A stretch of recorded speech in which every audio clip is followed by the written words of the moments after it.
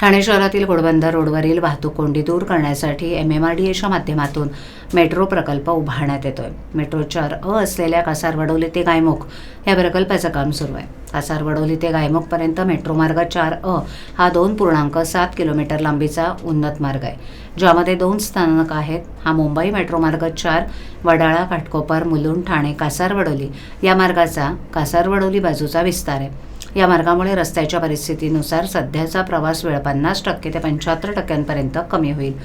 कासारवडोली ते Gaimukh metro 4A या प्रकल्पाच्या कामाला विलंब होतोय।